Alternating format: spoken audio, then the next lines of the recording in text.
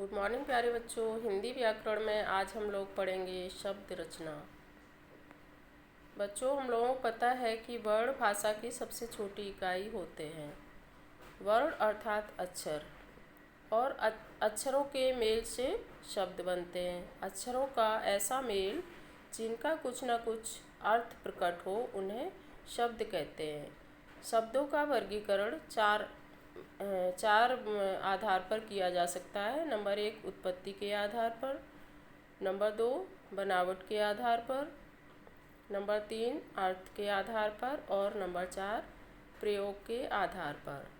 तो सबसे पहले हम लोग पढ़ेंगे उत्पत्ति के आधार पर शब्द रचना।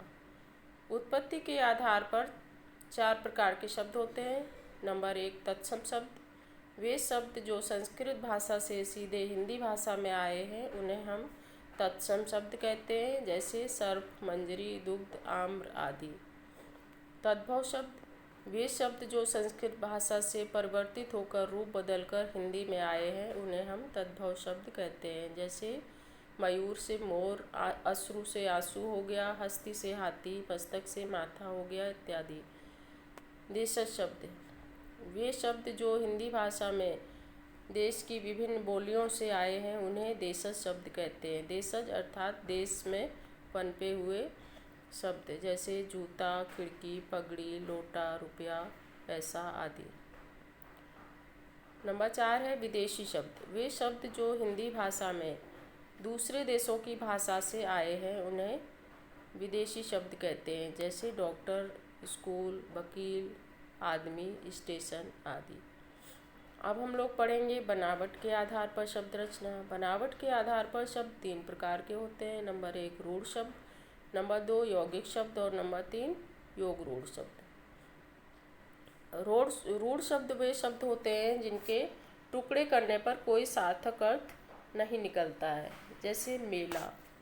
मेला को अगर हम तोड़ेंगे तो कोई सार्थक अर्थ नहीं निकलेगा। हाथी को भी अगर हम इसके टुकड़े करेंगे हाथी शब्द के, तो इसका भी कोई सार्थक अर्थ नहीं निकलेगा। तो वे शब्द जिनके टुकड़े करने पर कोई सार्थक अर्थ नहीं निकलता है उन्हें रूढ़ शब्द कहते हैं। अगला है यौगिक शब्द। वे शब्द जो 2 शब्दों के योग से बनते हैं उन्हें यौगिक शब्द कहते हैं, जैसे स्नानघर, पुस्तकालय, नील गगन इत्यादि। ठीक है। अगले हैं योग रूढ़ शब्द। वे शब्द जिनके टुकड़े तो हो सकते हैं लेकिन कोई सीधा अर्थ ना निकलकर कुछ विशेष अर्थ निकलता है उन्हें योग रूढ़ शब्द कहते हैं, जैसे लंबोदर, नीलकंठ, पंकज आदि। लंबोदर भगवान गणेश जी के लिए यहाँ पे इस्तेमाल हुआ है, क्योंकि उनका जो उदर होता है अर्थात पेट होता है वो लंबा होता है। ऐसे तो आपको इंसानों में बहुत से ऐसे मिल जाएंगे जिनका पेट लंबा चौड़ा होता है, लेकिन यहाँ पे लंबोदर शब्द जो है ना भगवान गणेश जी के लिए ही इस्तेमाल हुआ है। इसी प्रकार नीलकंठ शब्द है। नीलकंठ यहाँ पर भगवान भोले शंकर के लिए ही इस्तेमाल हुआ है, क्योंकि इन्होंने विष का पान कर लिया था, इसलिए इनका गला नीला हो गया था, इसलिए इन्हें नीलकंठ कहते हैं। अगला शब्द है पंकज। पंक मीन्स कीचड़ और ज मीन्स जन्मा हुआ, अर्थात जो कीचड़ में पैदा होता है। तो ऐसा क्या है, पंकज अर्थात कमल है। ठीक है, तो यहाँ पंकज शब्द कमल के लिए इस्तेमाल हुआ है। तो ये थे योग रूढ़ शब्द। अब हम लोग पढ़ेंगे अर्थ के आधार पर शब्द रचना।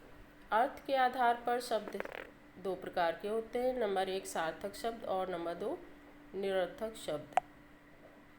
सार्थक शब्द वे होते हैं जिनसे किसी सार्थक अर्थ का बोध होता है, जैसे आकाश, माता, विद्यालय, पुस्तकालय, गमला आदि। निरर्थक शब्द वे शब्द जिनसे कोई अर्थ नहीं निकलता है उन्हें हम निरर्थक शब्द कहते हैं, जैसे पानी, मानी, पैसा, वैसा, कपड़ा लत्ता आदि। निरर्थक शब्द प्रायः सार्थक शब्दों के साथ ही जुड़े होते हैं या सार्थक शब्द के साथ ही बोले जाते हैं। अब हम पढ़ेंगे प्रयोग के आधार पर शब्द रचना। प्रयोग के आधार पर शब्द 2 प्रकार के होते हैं। नंबर 1 विकारी शब्द। और नंबर 2 अविकारी शब्द। विकारी शब्द वे होते हैं जिनमें लिंग, वचन, कारक, काल आदि के कारण परिवर्तन हो जाता है। ये 4 प्रकार के होते हैं: संज्ञा शब्द, सर्वनाम शब्द, विशेषण शब्द और क्रिया शब्द। इन शब्दों में लिंग, वचन, कारक, काल आदि के कारण परिवर्तन आ जाता है। जैसे बच्चा से बच्चे हो जाएगा, लड़का से लड़के, ठीक है ना, इस तरह। सर्वनाम शब्द जैसे मैं, तुम, हम, यह, वह, आपका, हमारा, तुम्हारा आदि, इनमें भी परिवर्तन हो सकता है। विशेषण शब्द जैसे सुंदर से सुंदरता हो जाएगा, अच्छा से अच्छाई, बुरा से बुराई, है, मीठा से मिठाई इत्यादि, कठोर से कठोरता, तो इनमें परिवर्तन हो गया। और अगले हैं क्रिया शब्द, सोना, खाना, पीना, हंसना, चलना आदि, इनमें भी परिवर्तन हो जाता है, इसलिए ये विकारी शब्द कहलाते हैं। अगले हैं अविकारी शब्द। वे शब्द जिनमें लिंग, वचन, कारक, काल के आधार पर परिवर्तन नहीं होता है उन्हें अविकारी शब्द कहते हैं। ये 3 प्रकार के होते हैं: क्रिया विशेषण, संबंध बोधक और समुच्चय बोधक। क्रिया विशेषण जैसे तेज, धीरे, तेज, अधिक, थोड़ा, अचानक इत्यादि। इन शब्दों में किसी भी प्रकार का विकार उत्पन्न नहीं होता है, अर्थात परिवर्तन नहीं होता है। ये हमेशा प्रायः हर परिस्थिति में एक जैसे ही बोले जाते हैं। इसी प्रकार संबंध बोधक है, जैसे के पास, के साथ, के ऊपर, के नीचे, इनमें भी विकार उत्पन्न नहीं होता है। समुच्चय बोधक शब्द जैसे अथवा, बल्कि, तथा, इसलिए, इन शब्दों में भी परिवर्तन नहीं होता है। निपात शब्द, ये शब्द किसी बात पर अधिक जोर देने के लिए प्रयोग किए जाते हैं, जैसे ही, भी, तो, मत, हाँ आदि। इन शब्दों में भी परिवर्तन नहीं होता है, अर्थात जिन शब्दों में परिवर्तन नहीं होता है उन्हें हम अविकारी शब्द कहते हैं, और जो शब्द लिंग, वचन, कारक, काल आदि के कारण परिवर्तित हो जाते हैं उन्हें अविकारी शब्द कहते हैं।